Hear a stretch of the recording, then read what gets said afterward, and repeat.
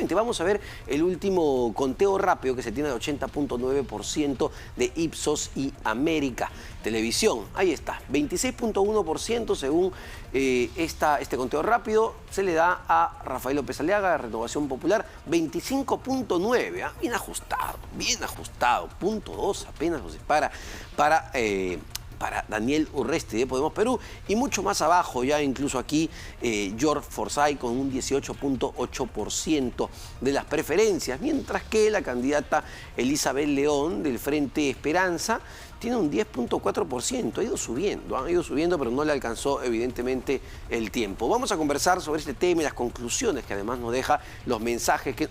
me dice que tenemos otro cuadro, vamos a ver el otro cuadro para ver cómo quedaron los otros candidatos. Omar Chejade de Alianza para el Progreso, 7.1%, Gonzalo Alegría de Juntos por el Perú con un 6.5%, Marielena Soto de Avanza País con un 3.5%, y al final, son 8 candidatos que se presentaron en esta oportunidad para la Municipalidad de Lima, al final Yuri Castro de Perú Libre, el partido que llevó al gobierno nada menos que el presidente Pedro Castillo, con apenas un 1.7%. Esto es el conteo rápido del 80.9% de Ipsos y América Televisión. Para analizar no solo estos resultados, ojo, sino los resultados a nivel nacional. Y estamos con Juan de la Puente, analista político, y Luis Núñez, también analista político. ¿Cómo están, Juan, Lucho? Muy buenas noches ante todo. Buenas noches. A ver, en términos generales, ¿cuál es la primera gran conclusión que nos puede dejar estos primeros resultados que vemos en Lima? Veamos lo que vemos en Lima, donde virtualmente hay un empate técnico. Bueno, un gusto, además de estar aquí con Luis. Muchas gracias. Un gusto, un placer. Bueno, Lima, si uno compara con el interior del país, con las regiones, creo que está demostrando que es una especie de microclima, ¿no? Y un microclima en cuyo interior también hay varios microclimas, porque creo que la gente ha cruzado su voto. Tenemos bajas votaciones. Si uno mira el mapa de lo que podría ser, al margen de lo que va a resolverse con la alcaldía de Lima, pero los distritos llamados residenciales pegados al litoral con Renovación Popular.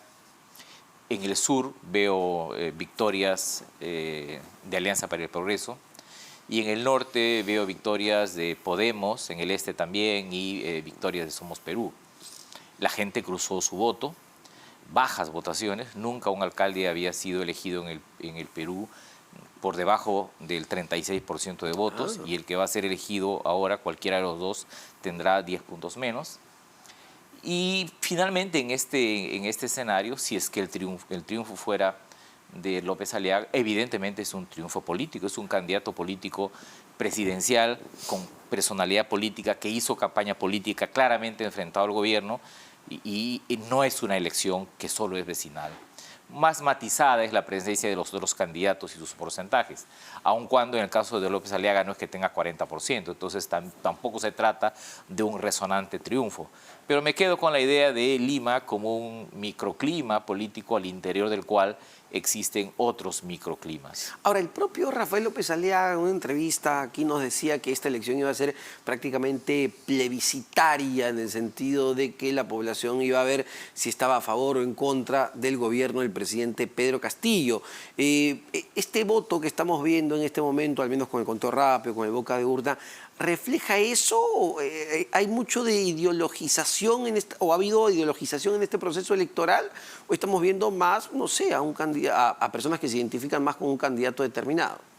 Yo creo que lo que hemos visto en los últimos días es una tendencia a creer que tanto Urresti como el propio Forsyth son una especie de caballo de Troya del gobierno. Entonces ahí lo de López Aliaga se podría justificar como plebiscitario. Ahora, recordemos también que los 3 candidatos fueron candidatos presidenciales. Así es. Así que eso aleja, y Juan lo ha manifestado muy bien, aquel concepto típico que teníamos de que la elección municipal era una elección de vecinos, porque aquí el elemento político ideológico entró a tallar. Yo tengo la impresión que gane quien gane, tengo la impresión que va a ganar López Aliaga por esos 2 puntos que pueden significar, 0.2 puntos que pueden significar 50, 60 mil votos. Va a tener que hacer un gran conciliador, porque Podemos va a tener distritos Somos Perú va a tener distritos y ellos, ambas organizaciones juegan a su, valga la redundancia, a su juego propio, mientras que él va a tener que jugar con los distritos donde él ganó y con los distritos donde ganó Avanza País.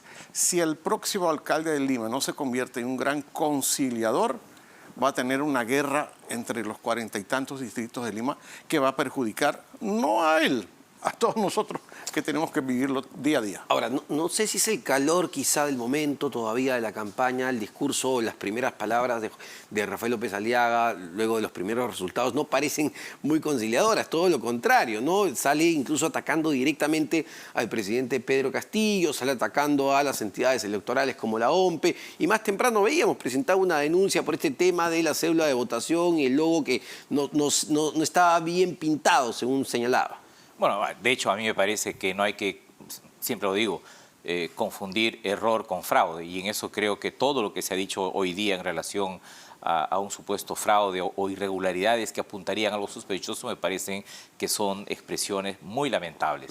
Ahora, López Aliaga en los últimos días y los aliados de López Aliaga politizaron la campaña. Y como dice Luis, totalmente de acuerdo, estamos hablando de 3 candidatos presidenciales que, entre comillas, bajaron, ¿no?, a una pretensión y creo que, bueno, le ha ido mucho mejor hasta ahora a López Aliaga. Que esto lo convierta en el líder de la oposición es muy difícil por el porcentaje de votos obtenido. Segundo, porque Lima tiene una agenda vecinal propia y obliga más a confrontar, a cooperar. Y tercero, porque me parece que hay espacios de oposición mucho más, yo diría, voluminosas y con capacidad de decisión. Me refiero, por ejemplo, al Congreso, donde el fujimorismo tiene 24 votos.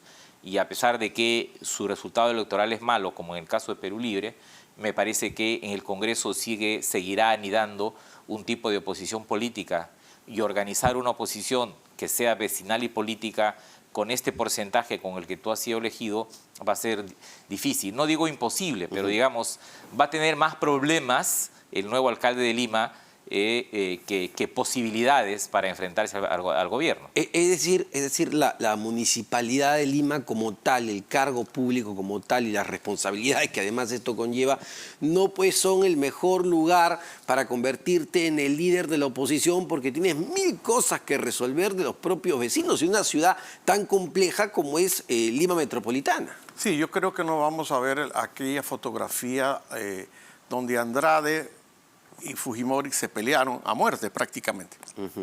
No va a ser así. Como tú dices, y Juan lo manifiesta, el Congreso tiene su propia agenda, no siempre, por cierto, amigable frente al gobierno. Y me llamó mucho la atención la declaración que hizo el presidente Castillo esta mañana, como diciendo, en las próximas semanas, a través de mi premier, voy a convocar a los ganadores. O sea, está como diciendo, aquí tengo que centrarme con una flor de la paz, una paloma de la paz, porque si todo esto se me revuelve, con la cantidad de problemas que ya tengo a nivel judicial, esto se va a volver ingobernable. Y yo tengo la impresión que a partir de mañana, precisamente la población espera algo distinto, porque se ha dicho que la fiscal Benavides, a partir de esta quincena, ya tendría los elementos suficientes para decir algo. ¿Decirle a quién? Al Congreso. Entonces, aquí se va a formar un mapa político complicado en la primera quincena y tal vez el presidente, avisorando a eso, está tratando de empezar a sembrar puentes de confianza dentro de sus limitaciones. Quizá está buscando amigos dentro de las nuevas autoridades, pero al menos en Lima Metropolitana claramente no tiene a un amigo. Bueno, no, porque en Lima podríamos hablar de dispersión, ¿no? Porque, digamos, las fuerzas políticas no podríamos decir que son de izquierda. El porcentaje obtenido por Perú Libre es de 1,5% y una derrota clarísima. El fujimorismo no ha presentado candidato en Lima, pero diríamos de que hay dispersión. Fuera de Lima, en realidad, yo hablaría más de fragmentación, porque ahí no estamos seguros de las identidades, ¿no? Sí. de los ganadores. En más de la mitad de regiones probablemente haya una segunda vuelta. En las capitales de departamento y en ciudades importantes las votaciones han sido bajas. Creo que quizás solo en Arequipa, porque fue el ganador es el rector de la universidad, y en Huancavelica tenemos votaciones altas. Creo que los partidos han sido barridos en el proceso electoral, sobre todo los dos partidos que concurrieron a la segunda vuelta. Y claro, resisten dos marcas que son vientres de alquiler, ¿no? La Alianza para el Progreso y Somos Perú, pero Sí. yo diría que hoy día en el Perú no hay un voto nacional. El Perú es un país fragmentado, quizás Lima, insisto, es un microclima donde hay un poco de dispersión, y las opciones tendrán que reconstruirse, porque si uno mira la encuesta de IEP de hace meses, hay un 33% que se llama de izquierda, y un 30% de derecha y un 30 y tantos de gente que se decide centro.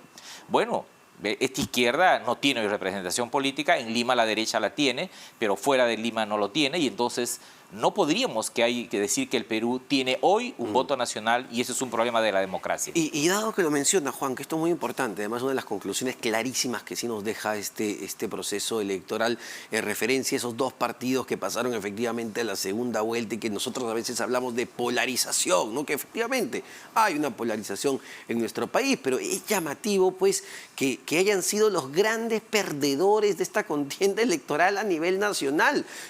A ver, Perú Libre no sé dónde ha ganado, me parece que al menos ninguna gobernación regional ni en Junín, y Fuerza Popular tampoco es que tenga gran representatividad en este momento. Sí, y yo tengo entendido que ayer, en momentos de tarde-noche, hubo ciertas negociaciones para que partidos que no están representados, como el APRA y como el PPC, y el propio Fujimorismo, que no llevó un candidato a la Municipalidad Provincial de Lima, a la metropolitana, se inclinaran por López Aliaga. Tal vez ese 0.2 esté ahí. Y otra cosa, y coincido con Juan, los partidos nacionales han sido bastante barridos, pero eso no significa que tengamos movimientos regionales demasiado prósperos, porque llevamos 20 años viendo a movimientos regionales en una especie de cambio de camiseta cada vez que hay una elección, pero se disfrazan de movimientos regionales porque los partidos nacionales están desprestigiados. Yo con tu colega Jorge Rodríguez esta semana aquí mencioné algo que parece que causó un escándalo, que es que dije que hay muchos políticos que están haciendo promiscuidad electoral, porque tú los ves en una campaña con un partido, sí, claro, y a la siguiente con otro. O cambian de posición frente a lo que es el gobierno central en 2 o 3 declaraciones en la misma semana. Y eso es un fenómeno que para una persona de la categoría profesional de Juan, él debe estar pensando cómo lo va a escribir, porque él siempre escribe las cosas para que uno lo vea más claro. Y ese es un punto interesante, Juan, porque no solo lo vemos durante los procesos electorales, que es como una época de temporada de fichajes, ¿no? Para ver qué camisetas se ponen cada cuadro, sino que lo hemos empezado a ver en el propio Congreso de la República cada vez que hay una nueva legislatura, y ver cómo los propios congresistas van cambiando de camiseta dentro del Parlamento. ¿Qué termina, o cómo eso termina afectando justamente la percepción del elector, ¿no? Que ve un candidato con diferente camiseta cada cierto tiempo?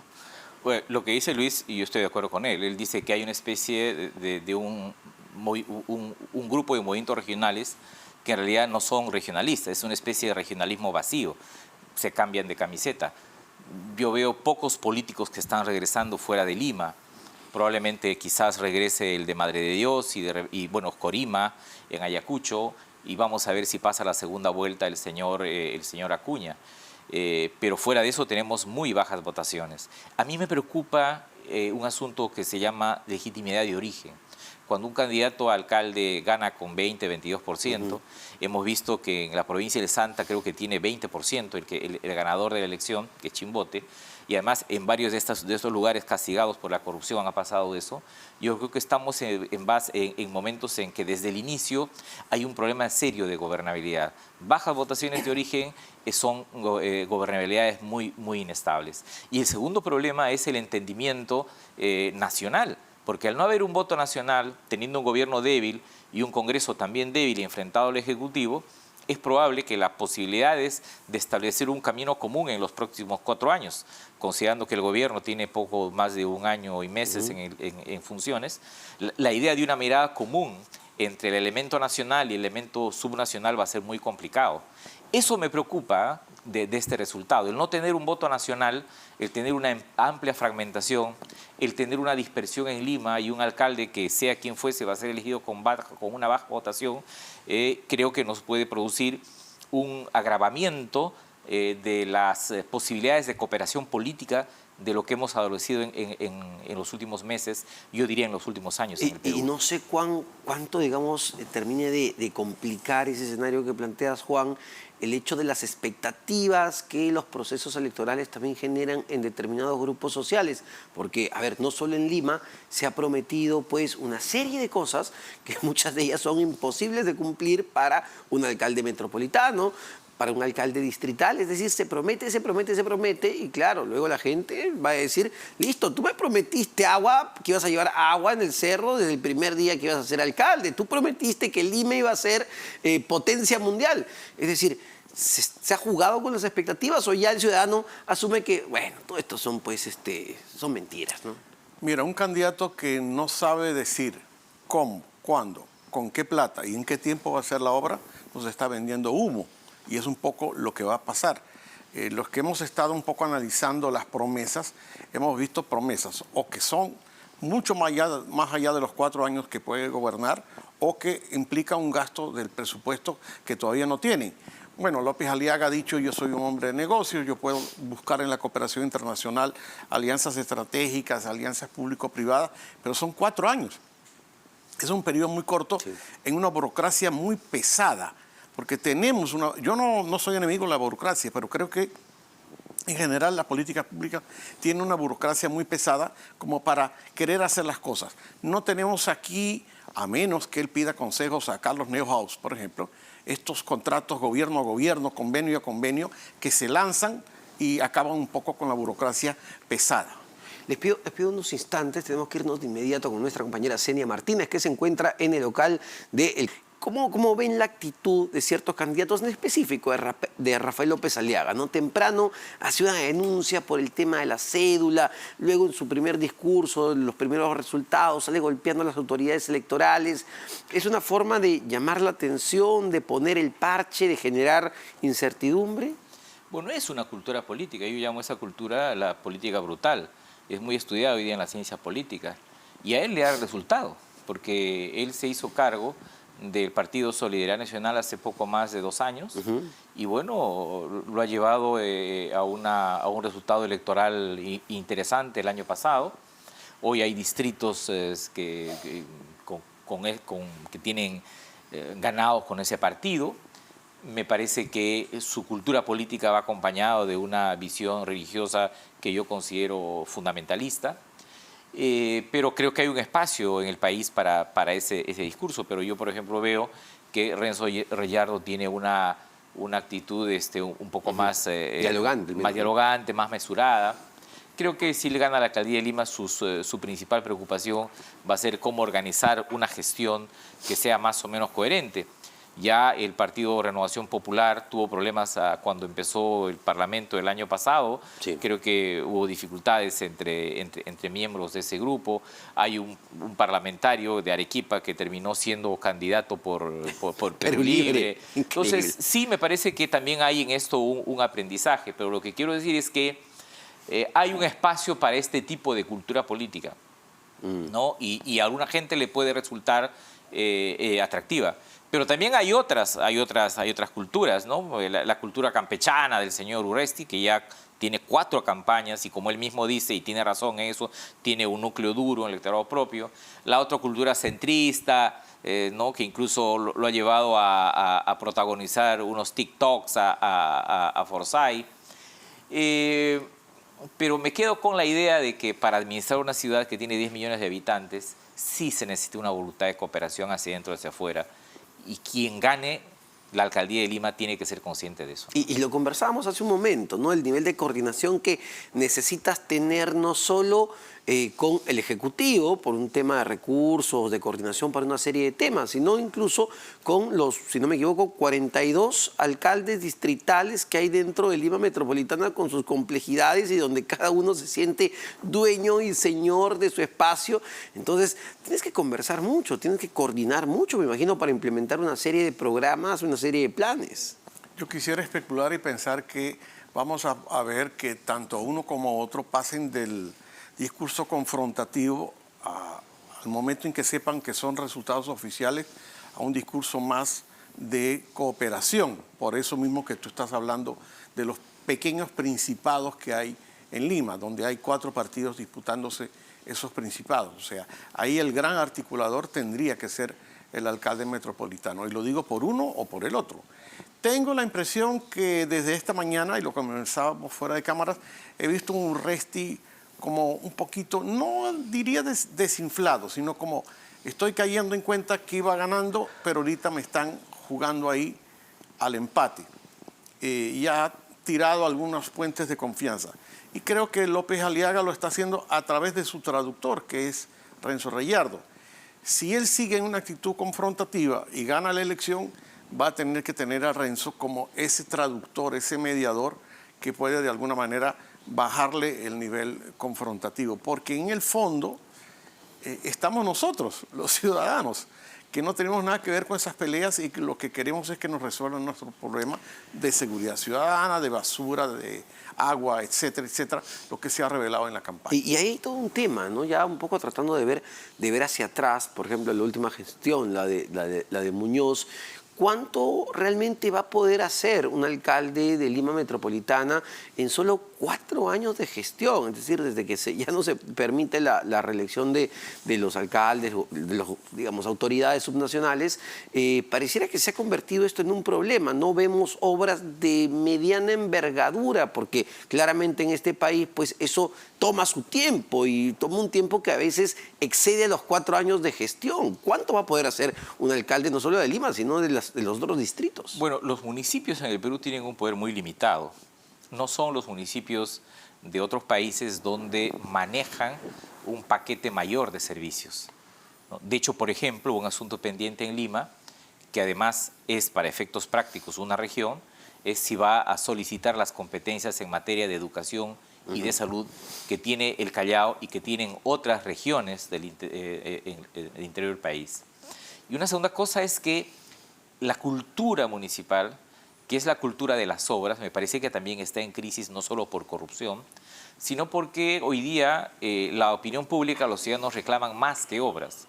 Curiosamente, en varios de los distritos de Lima, la gente está reclamando de sus municipalidades un compromiso mayor con la seguridad, que es una competencia que no tienen los alcaldes. Un compromiso mayor vinculado a la vialidad, cuando en realidad nosotros tenemos una autoridad autónoma y tenemos ahí serios problemas porque los alcaldes a la mayoría no les gusta. Tenemos una reforma del transporte parada. Tenemos el uso de espacios públicos que están siendo recortados. Tenemos asuntos vinculados a violencia contra los jóvenes, contra las mujeres. O sea, tenemos un paquete grande de problemas y claro, como dijo Luis hace un momento, han ofrecido tanto que la gente va a pedir cuentas rápidamente. Ahora, es tanto lo que se ha ofrecido, pero tengo la impresión que, no solo en Lima, en todo el país, no hay claridad sobre la oferta. Y entonces, en gran parte del país se ha entregado, me parece, cheques en blanco. Y ese es un problema, yo creo que de la democracia. Eso, nuevamente, perdonen, pasa por el asunto de los partidos. No vamos a poder reconstruir la democracia si no se reconstruyen los partidos de la manera más moderna que se quiera. Y yo tengo esa expectativa de que el APRA se reinscriba, se funde un partido de izquierda, que se reinscriba el Partido Popular Cristiano, que se inscriban más partidos. En esta elección, solo el 26% del territorio nacional electoralmente ha sido cubierto por los partidos según cifras del Jurado Nacional de Elecciones. Solo 26. Es decir, los partidos solo están ya trincherados en Lima y hasta en Lima varios de estos partidos son vientres de alquiler. Entonces, yo alerto sobre este asunto serio. Bajas votaciones, sin partidos, movimientos aparentemente regionalistas de un regionalismo vacío, sí nos genera una dificultad de una mirada un poco más en común de todos para el futuro. Y hay un punto ahí interesante y preocupante, como bien señala Juan, que tiene que ver efectivamente, hemos votado, ya no solo en Lima, ¿no? Sino a nivel nacional, hemos votado por ideas, hemos votado por propuestas porque determinado candidato al distrito, provincia, región, me promete una idea, al menos una interesante sobre algo que yo quiero que cambie y que impacte en mis condiciones de vida. Y claro, yo recuerdo alcaldes anteriores, Andrade, que tenían una obra emblemática al menos, Castañeda, que los podía recordar por algo. Pero me parece que aquí no he sentido, al menos no he escuchado de una gran obra de algún candidato a la alcaldía de Lima o de otro distrito o región. Bueno, López Aliaga ha ofrecido una serie de obras, pero que, volvemos al tema, difíciles de construir en 4 o 5 años, ¿no? Miren todo lo que pasó con la construcción del bypass del Óvalo Monitor. ¿Cuánto tiempo? Yo siempre recuerdo un viaje que yo hice a Costa Rica y vi cómo construyeron una especie de Lego, un bypass, pero que trajeron de Corea y lo armaron en 2 semanas. Oh, 2 semanas, porque además era aéreo, no había que cavar. Pero aquí todo es bien complicado. Y luego está este fenómeno que Juan mencionó y que me preocupa mucho, es la legitimidad de origen. Si tú ganas con el 25%, significa que 75% no votó por ti. Y van a ser muy duros contigo. Y tú preguntabas algo ahorita, que es cómo vota la gente. Bueno, no vota por promesas, no vota por programas de gobierno, vota muchas veces en contra de a castigar al otro, y eso nos hace un enorme daño, porque ese voto castigo, ese voto bronca, si lo vamos a mantener tan pronto la persona sea elegida, a la semana ya queremos, no sé, no voy a decir revocarlo, pero ir en contra, y así no se puede construir gobernabilidad, ¿no? Sobre todo por ese periodo tan corto que tenemos.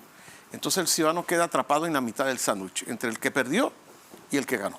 Y podemos terminar viendo justamente en los próximos meses, o no sé, primer año de gestión, el inicio, no solo en Lima, en todo el país, el inicio de procesos de revocación de justamente los candidatos perdedores que quieren tumbarse a los ganadores, como lo hemos visto, ¿no? Quizá el caso más notorio por la dimensión fue el de Susana Villarán, o el intento contra Susana Villarán. Bueno, la reforma que se produjo hace años hace que sea un poco más difícil ahora la revocatoria, eso es cierto.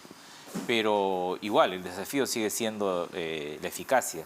Y todos esos años los peruanos hemos aprendido que la eficacia no tiene ideología. No es que haya una eficacia de derecha y una eficacia de izquierda. La eficacia tiene aspectos muy sustantivos que tienen que ver con la capacidad de cómo empatar y atender demandas puntuales de la gente. Las regiones las tienen, ¿no? Yo lamentablemente fuera de Lima no he visto grandes ofertas, por ejemplo, vinculados a proyectos de desarrollo regional. Hemos perdido ahí una oportunidad. También en las regiones se han ofrecido cosas muy pequeñas. Entonces, esa idea del obrismo, ¿no? De la obra pequeña para ganar una adhesión, termina siendo o convirtiéndose en una especie de picadillo de ofertas que los candidatos ya elegidos sobre el caballo no van a poder asumir, ¿no? Una última pregunta para ambos, que tiene que ver ya mirando el futuro político del presidente Pedro Castillo, una vez que ya cerramos el día de mañana este capítulo de las elecciones municipales y regionales. Los focos vuelven a estar, no sé si se han ido incluso, pero vuelven a estar con mayor intensidad sobre lo que haga o deje de hacer el presidente y su gobierno. Yo creo que el foco va a estar en la Fiscalía, y el presidente un poco atrincherado frente a esas posibilidades de las carpetas fiscales, ¿no? Creo que eso le va a traer problemas en estos próximos 2 a 3 semanas, y los que ganen van a tener ahora los procesos de transferencia, que son procesos complicados, que tal vez los van a desenfocar de la atención hasta por lo menos la primera semana de enero. Sí, porque diera la impresión que, claro, salen más denuncias, lo del avión, nuevos procesos, licitaciones que se ganan, pero pareciera un poco que ya no le entran muchas balas al presidente por ese lado. Sí, aunque él quisiera, aunque él debería, es su obligación, renovar un pacto entre el gobierno y las regiones y los municipios. Si gana la región finalmente el señor Acuña, va a ser un gobernador opositor. Sí. Hay que mirar también con atención cuál va a ser el desempeño del nuevo gobernador de Arequipa, que fue rector y dicen eficiente en la UNSA. De hecho, el alcalde de Lima va a tener una actitud política, entonces no le va a ser tan fácil a Castillo organizar una especie de coalición que más o menos lo respalde en las regiones ahora, ¿no? O sea, tiene que en esto empeñarse, ser más eficaz y responder a las acusaciones, ¿no?